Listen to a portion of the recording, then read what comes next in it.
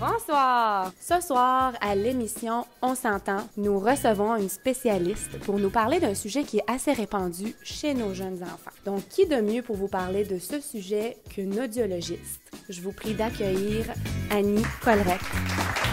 Bonjour! Bonjour à la maison! Bonjour, merci d'avoir accepté l'invitation ce soir.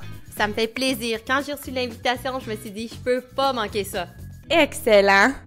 Le sujet de ce soir touche plus de 75% des enfants d'âge préscolaire. En effet, Shima, vous avez fait vos recherches. Ce soir, on va vous parler des otites. Il y a différents types d'otites. Donc, il y a les otites externes qui se passent dans le conduit. Ça, on parle d'otites de baigneurs. C'est des bactéries qui se sont logées dans le conduit. C'est pas le type d'otite auquel on va s'intéresser ce soir. Le type auquel on va s'intéresser, c'est les otites moyennes, donc se passent derrière le tympan. Alors, notre oreille, on a le conduit. Au bout du conduit, il y a le tympan, qui est une membrane qui est étanche à l'air et à l'eau. Derrière le tympan, c'est une cavité d'air qui est aérée par un petit conduit qui s'appelle la trompe d'Eustache qui va jusqu'au nez autour de la gorge. Quand les enfants sont malades, ce petit conduit-là est congestionné, tout comme le nez. Donc, le conduit ne fait pas bien son travail d'aérer l'oreille moyenne. Alors, l'oreille moyenne compense le manque d'air en créant du liquide qui peut être infecté ou non. Si le liquide est infecté, vous allez savoir assez rapidement. Votre enfant va se plaindre de douleur. Normalement, c'est accompagné de fièvre. Normalement, on consulte assez rapidement quand on parle d'une otite qui est infectée, donc une otite aiguë. Il y a aussi, quand le liquide n'est pas infecté, ça s'appelle une otite moyenne aussi, mais c'est une otite séreuse ou aussi silencieuse parce que souvent, ça peut passer inaperçu. Parce que comme ce n'est pas infecté, les enfants n'ont pas nécessairement de douleur. Nous, les adultes, on s'en rendrait compte parce qu'on sent que notre oreille est un petit peu congestionnée, bouchée et qu'on entend moins bien. Par contre, on s'entend qu'un enfant ne va pas nécessairement l'exprimer comme tel aux parents. Exactement. Des fois, eux-mêmes s'en rendent même pas compte. Par contre, ce liquide-là, ça va un peu donner l'impression comme si on était sous l'eau. Donc, ça veut dire que les enfants entendent moins bien pendant qu'ils ont le liquide derrière les tympans.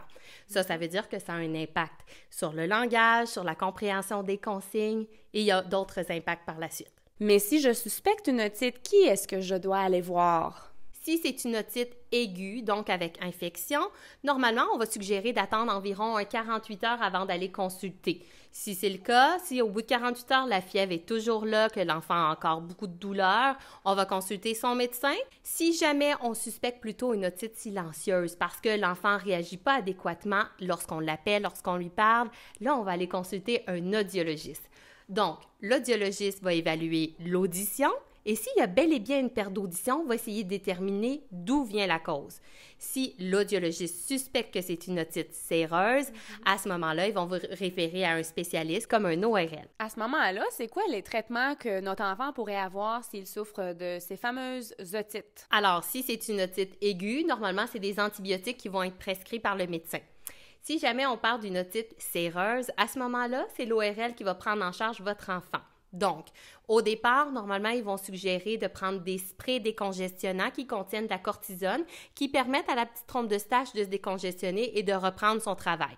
Si jamais ça échoue, on va y aller avec des tubes. Donc, l'ORL, c'est lui qui propose ce traitement-là. C'est une petite incision qu'ils vont faire dans le tympan qui va permettre au liquide de s'écouler vers l'extérieur. Ensuite, ils apposent le tube qui permet au tympan de rester ouvert. Donc, ça prévient de refaire du liquide en gardant l'oreille aérée. Et si jamais il y a du liquide, ça lui permet de s'écouler vers l'extérieur. Donc, à ce moment-là, en même temps, ça va venir régler le problème de son audition. Donc, l'enfant va récupérer ce qu'il avait perdu en baisse auditive. Exactement, vous avez tout compris, Shima. Si moindrement vous avez des doutes, soit par rapport à l'audition de votre enfant ou au développement de son langage, n'hésitez surtout pas à consulter un audiologiste. C'est peut-être qu'il souffre d'une otite. Merci beaucoup pour votre écoute et on se revoit bientôt pour une autre capsule aussi passionnante à l'émission On s'entend!